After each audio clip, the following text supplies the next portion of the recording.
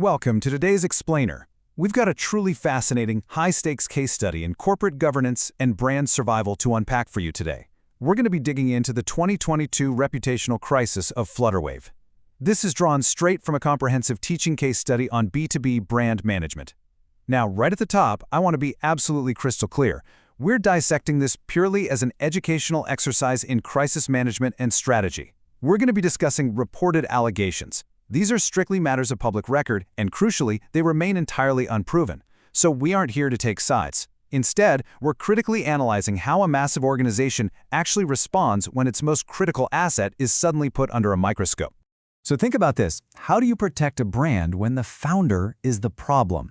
That right there is the core tension that makes this whole case study just so incredibly compelling.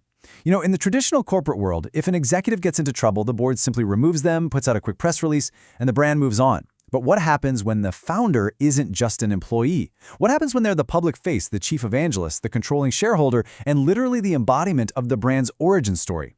How do you surgically separate the individual from the institution when they are completely intertwined? Okay, let's dive into this, because to really wrap your head around the gravity of the situation, you have to understand the sheer scale. Back in early 2022, Flutterwave hit a staggering valuation of $3 billion. That number crowned them as the most valuable startup on the African continent, a literal massive tech unicorn. So we are talking astronomical stakes here. The brand was riding incredibly high, which of course meant they had a monumental amount to lose when the storm finally hit. Section 1. The African Tech Unicorn. Infrastructure for a continent. To really grasp why this crisis was so dangerous, you've got to understand these metrics. Flutterwave, you see, isn't some everyday consumer app. They built a really complex B2B payments infrastructure that connects African commerce. Founded in Lagos in 2016 by Olugbenga Agboola and Inalua Aboyeji, they scaled up to serve absolute marquee clients. We're talking Uber, Microsoft, Wise. By 2025, they were processing around 890 million transactions worth roughly $34 billion. But here is the absolutely crucial point I want you to remember throughout our entire analysis today. In the B2B payment space, the software itself isn't the real product. When a massive enterprise decides who gets to touch their money and their customers' money, they are fundamentally buying a relationship. The core asset, the actual product being sold here, is institutional trust. And as we all know, trust is fragile. Section 2. The Reputation Crisis. The Shocks of April 2022. Everything changed on a Tuesday morning. An investigative journalist, David Hundane, published a detailed exposé alongside public claims by a former executive, Clara Wanjiku Odera. They detailed sweeping and again entirely unproven conduct and governance allegations against CEO GB Agboola. Now, reputational risk is almost never just a single isolated event, right? It compounds, like a snowball effect. Just look at the compounding timeline of events. Day 1 brings the initial conduct allegations. By day 4, the market is already reacting to the company's delayed public response. But it totally doesn't stop there. Fast forward to month 3. Authorities in Kenya freeze over $52 million in company-linked accounts over anti-money laundering allegations, which, to be super clear, the company strictly denied, and those claims were officially dropped in late 2023. And then, as if that wasn't enough, by month 8, they suffered a cyber incident that resulted in a $27 million loss. So institutional integrity, compliance, technical reliability, literally the central pillars of trust, were taking massive, simultaneous hits. Section 3. The Ultimate Brand Dilemma. The Impossible Choice. I want you to imagine for a second that you are the Chief Brand and Customer Officer. You have exactly 72 hours to make a recommendation to your board. You're faced with an absolutely impossible choice between two perfectly logical corporate philosophies. On one hand, you can fiercely defend the founder. Traditional reputation management tells you to protect the narrative, reassure your investors, and preserve that $3 billion origin story. But if you go down that road, you seriously risk looking like you're dismissing the lived experiences of employees, practically inviting claims of a cover-up. On the other hand, you could distance the brand. You launch independent investigations. You overhaul governance. Sure, this signals high integrity to regulators, but it severely risks destabilizing the very founder-led narrative that your entire $3 billion valuation is built upon. What do? Well, what did Flutterwave actually do in those critical first 72 hours? Nothing. They stayed completely silent for 4 days. And when management finally did speak, they released a statement calling the claims recycled and false while simultaneously announcing they were undergoing a thorough review. It was a glaring, self-defeating contradiction.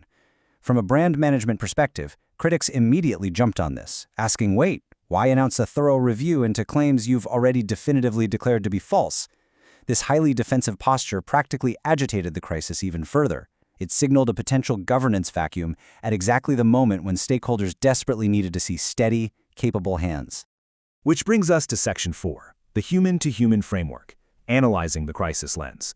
Enter the human-to-human, or H2H framework developed by Kotler, Pjorch, and Sponholz. This framework argues that behind every single B2B contract, there's just a human being who needs to trust you. And this brilliantly illustrates one of the core pillars of that framework, service-dominant logic. It's the idea that value, and particularly trust, is not a product you can just manufacture on an assembly line and ship to a buyer. A brand cannot simply issue a PR statement declaring, hey, we're trustworthy. It just doesn't work that way. Trust is constantly co-created with stakeholders through ongoing observable behavior. By just labeling the allegations false out of the gate, Flutterwave attempted to forcefully assert trust rather than co-creating it through their actions. Let's break down this paradigm shift side by side to really understand it. Under the H2H pillar of design thinking, Flutterwave's initial response started with the problem they kind of wished they had. How do we make this story go away? But an aligned strategy? That would start with deep empathy, actually acknowledging stakeholder anxiety before mounting a defense. Moving on to service-dominant logic, like we just discussed, they basically just declared the claims false instead of co-creating trust via behavior. And finally, under digital transformation, they tried to treat social media like a passive audience and quickly lost narrative control. A truly aligned brand uses digital channels as an engine for transparency and accountability, not just a megaphone. Section 5, behavior as brand strategy, restoring institutional trust. The amazing part is, Flutterwave actually survived this crisis. And they didn't do it by writing a slicker PR statement. They did it through tangible, real-world actions between 2023 and 2025.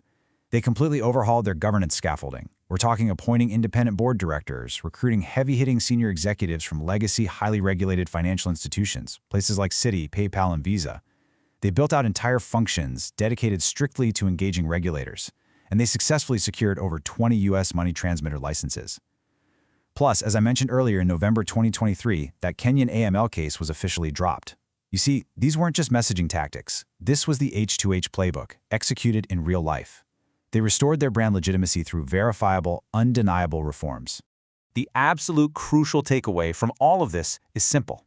In a B2B ecosystem, trust is the actual product you're selling, and your behavior is your brand. Protecting a brand doesn't just mean protecting the founder's origin story. Ultimately, it means protecting the dignity of the relationships the company touches.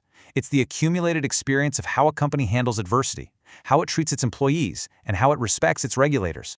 So I want to leave you with this final provocative thought. Crises are inevitable, right? Especially in high-growth companies. But when the dust settles and the pressure is really on, how will your organization respond? Will you retreat behind a defensive PR statement, hoping to control the narrative? Or will you lean into verifiable, trust-building behavior? It really comes down to a choice between asserting your value or actually proving it. Thank you so much for joining me for this explainer. Keep learning, stay focused, and I'll catch you next time.